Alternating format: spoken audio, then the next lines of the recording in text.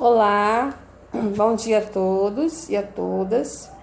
Meu nome é Vânia Chambó, eu sou estudante de psicologia da Faculdade de Ciências Sociais de Guarantã do Norte e esse semestre, estamos no terceiro semestre, a gente vai estar falando um pouco sobre o livro do BF, Burrus Frederick Skinner, Wounded True, revisitando Wounded True, né? Esse livro foi escrito em 1948, publicado, né? E aí ele ficou um tempão sem ninguém ler ele, ninguém correr atrás. Só foi entrar em acessão esse livro a partir da Segunda Guerra Mundial, lá pelos anos de 1980, que na época virou até um best-seller, né? Teve uma tiragem aí de umas 2 milhões de cópias. One Day Two, B.F. Skinner. Bom, One Day Two, né? Então, acho que deve ter o One Day 1. Tem. Até porque ele fala aqui que é revisitando One Day Two, né? Tem o One Day 1, que ele é escrito pelo Thoreau, né? O escritor Thoreau. Aí quem se interessar em ler o 1, né? E pode pesquisar na internet, vocês poderão ter acesso ao One Day 1. Não li, mas deve ser super interessante. Esse é um livro de ficção científica, né? Conta a história de uma sociedade dentro de uma sociedade, né? Eu não li ainda, eu vou estar iniciando e assim, vou estar gravando os capítulos, porque esse semestre a gente vai fazer uns trabalhos em cima dele. E para não ficar lendo, eu posso ler uma vez e posso ficar me ouvindo depois e fazer o trabalho em cima. Para quem assim não tem muito tempo e mais tem tempo para ficar ouvindo, depois vou estar disponibilizando o vídeo na minha página lá do YouTube. E se você gostar e quiser ouvir o livro, assistir, você pode deixar lá um like lá, dar um joinha lá se gostou ou não, ok? Porque eu vou estar disponibilizando todos os outros vídeos do livro, ok? E assim, para quem não conhece o Burrus Frederick Skinner, ele é um teórico comportamentalista e defensor do behaviorista, né? Ele é o escritor, o teórico que nós estudamos sobre o comportamento operante, né? Ele fala que toda pessoa tem estímulo, ele fala do estímulo-resposta, né? Tanto que ele começou as suas pesquisas com pombos e depois foi para ratos. Os ratos eram branquinhos. Mais tarde, quando ele casou, teve a filha dele, não é comprovado, mas disseram que ele também fez experiência com a filha dele, construindo um bercinho automático. Mas isso não é comprovação científica. Ele o Skinner, ele é um teórico psicanalista, né?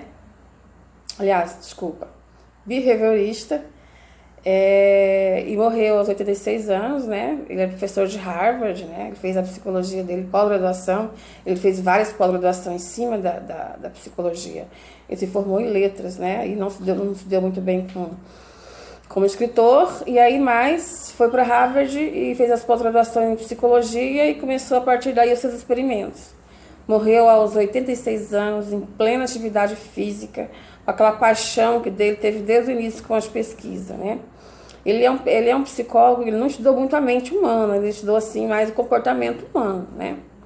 Então, esse livro aqui, ele é bem interessante. Eu não vou ler o prefácio, porque o prefácio vai estar falando sobre por que ele escreveu o livro, a partir de quando ele escreveu o livro, entendeu? Fala da sociedade norte-americana, ele fala sobre que sociedade a gente vai querer ser, fala mais dos Estados Unidos. Então eu vou estar iniciando já do capítulo, ok? E para quem gostar, depois dá um like lá, tá? Eu acredito que eu vou estar lendo de 2 em 2 capítulos e postando na minha página. Espero que vocês gostem, não esqueça de dar um like depois no meu vídeo, porque eu vou estar disponibilizando o endereço para vocês aí embaixo, tá bom? Então a gente vai já iniciar pelo capítulo do livro, tá? Pela história, não pelo prefácio, deixa o prefácio para trás. Vocês leiam aí em casa para vocês entenderem o que se trata o livro. Porque assim, eu sou leitora, a primeira coisa que eu leio de um livro é a biografia do autor, porque em certo momento do livro eu vou estar questionando em que sentido ele estava, em que momento ele estava na vida dele para escrever aquilo que ele escreveu. É assim que eu gosto de ler a vida, a obra, né, dos autores de livro. Então vamos lá iniciar, ok?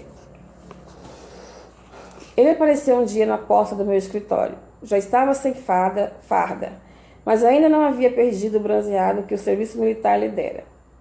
Era alto e louro. Tinha um sorriso agradável e fácil do universitário formado. Podia ser qualquer um desses ex-alunos dos quais me lembrava vagamente. Deixa eu colocar aqui o óculos, porque para fazer uma média, né? Ai, ai.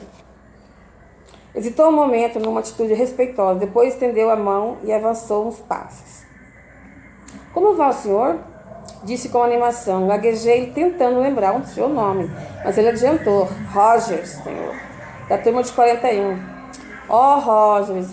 Claro, disse eu. Fico contente em vê-lo. Entre e sente-se. Virou-se para a porta e vi que havia trazido consigo outro rapaz com os mesmos sinais do vento e sol. Professor Burris, apresento-lhe o tenente Jemick, explicou, estivemos juntos nas Filipinas. Jemick deu-me a mão timidamente. Era cerca de 8 a 10 centímetros mais baixo que Roger e de compleição forte. Seus lábios finos tentavam sorrir e ele parecia não se dar conta da força que tinha nas mãos. Não era universitário, pensei, e parecia um pouco assustado por estar na presença de um professor de universidade. Talvez Roger tivesse piorado as coisas a tratar-me como senhor. Isso nada tinha a ver com qualquer patente militar que eu pudesse ter. Devia ter um tratamento vindo dos tempos de bacharelado. Ofereci-lhe cigarros e fiz as perguntas habituais, se eles já haviam visto os novos sistemas de casas de emergência, as casas reboque e as barracas reconstruídas, o que eles achavam das salas pré-fabricadas de estrutura metálica e assim por diante. Roger respondeu à altura, mas parecia impaciente por suas respostas curtas. Na primeira oportunidade, com um olhar rápido para Jemick, ele torceu as mãos e lançou-se impetuosamente ao que parecia ser um discurso preparado. Jemick e eu conversamos longamente durante os últimos anos, disse ele, sobre coisas em geral. Montávamos guarda e isso era bastante aborrecido. Por isso, conversávamos muito e um dia eu lhe falei de sua ideia sobre uma espécie de comunidade utópica. Eu não sei se poderia explicar por que essa simples observação me afetou tanto.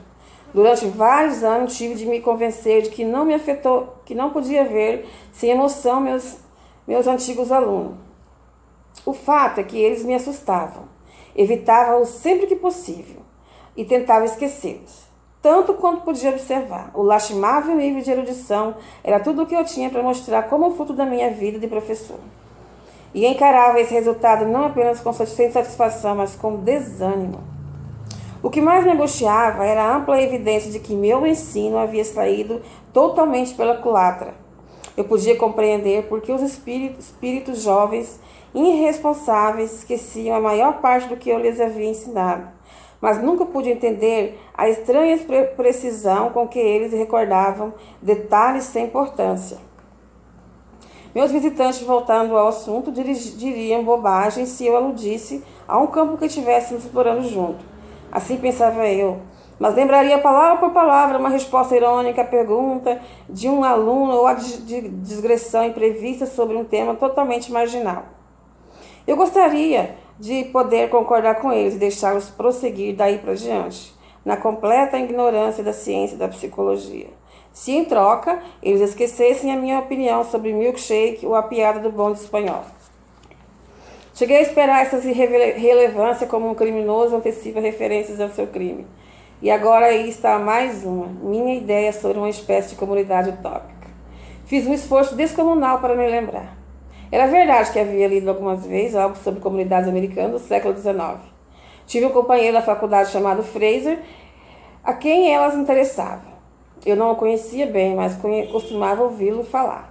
Talvez fosse por causa dele que, numa ocasião, cogitei em tentar uma vez mais fazer uma comunidade assim, com os benefícios das técnicas modernas. Mas isso foi há muitos anos atrás. Teria eu falado a respeito disso em aula? Ih, Deus meu, o que foi que eu lhes disse? Sabe, professor, continuou Rogers, Jemick e eu estávamos com muitos outros jovens agora. Não conseguimos decidir-nos. Não sabemos o que queremos fazer. Eu estudava direito, lembra? Concordei desonestamente. Mas isso acabou agora. Conversei com meu pai e não quero seguir a carreira. E suponho que Jamie que nunca chegou a fazer planos de vida, não é, Steve? Jamie que mexeu-se nervosamente. Eu tinha um trabalho numa sessão de embarque antes da guerra, disse encolhendo os ombros, mas não se pôde chamar isso de planos. O que não sabemos, professor, é por que temos de continuar do ponto em que interrompemos. Não será uma boa oportunidade para um novo começo?